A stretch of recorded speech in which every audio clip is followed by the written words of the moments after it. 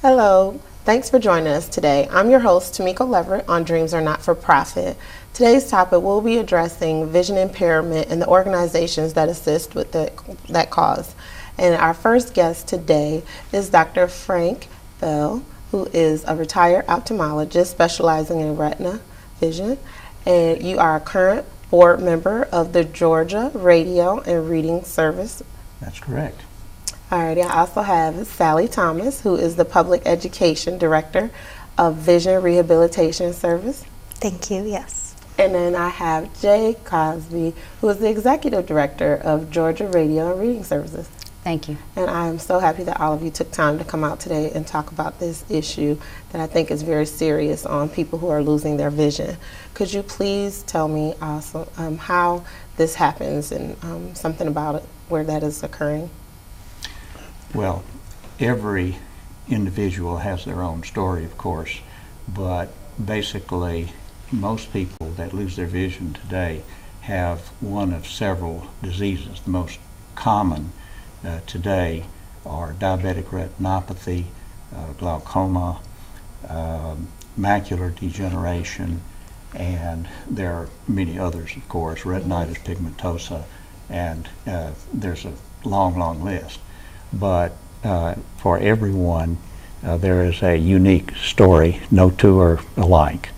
And so the bottom line for all of them is when they lose vision, it's a tragedy for them and frequently for their families, for their loved ones, for everyone.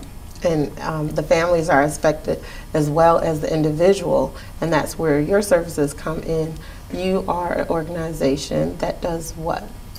We are an organization that's dedicated to helping people who are blind or visually impaired learn how to live independently in all of their environments.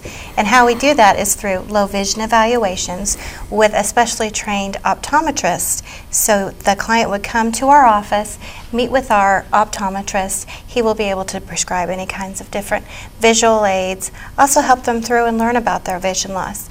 From there, we build a custom program around each person.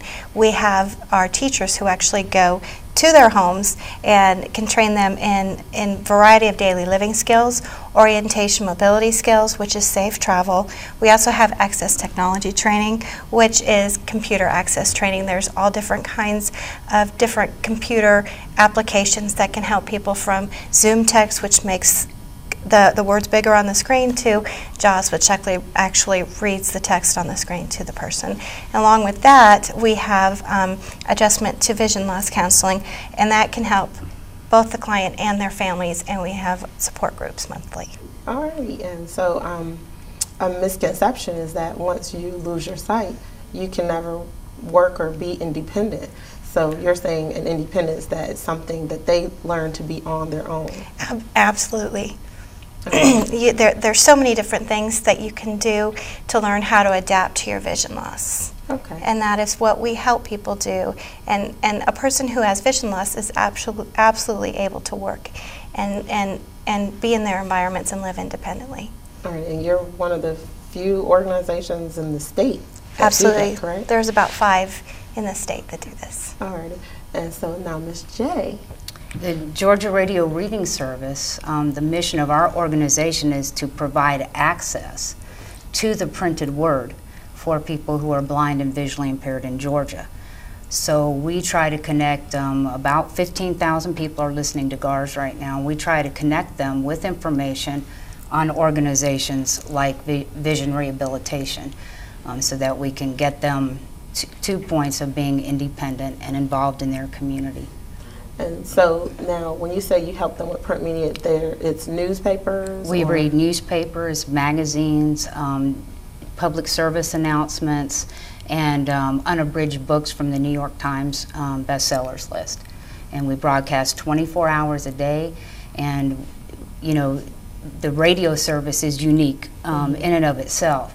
But the fact that 98% of what is aired every day is done by a volunteer also is very unique to our organization. So that's something we're going to have to talk about, on how you have such a strong volunteer commitment in your organization.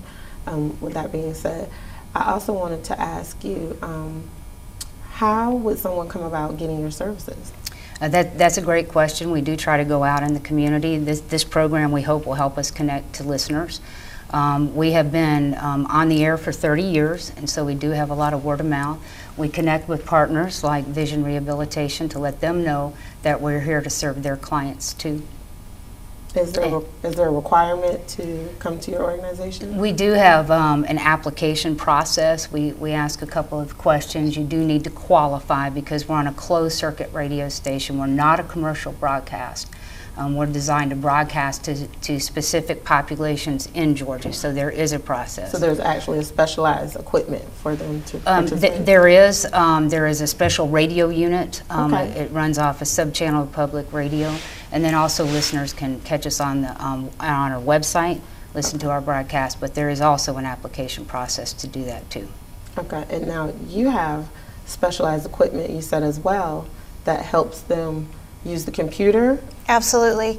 Different things such as JAWS is computer technology that for someone who is blind or visually impaired, it will read everything that's on the screen and actually tell them what keystrokes to use. Or someone who has a little bit more usable vision can use Zoom text, where it will actually zoom in and let magnify what's on the screen so they can actually see it. And I've been in your office and I Yes. saw one of your managers who is visually impaired, and she works with clients, and she types faster than I do. Absolutely. So, the machine is awesome to see and play. And so what I would like to do is we're going to take a break, and then when we come back, I'm going to ask you to explain to us a little bit more about the situation and then how they can go along with your services and some organizational issues that people, other organizations may need to know, that you can provide some tips.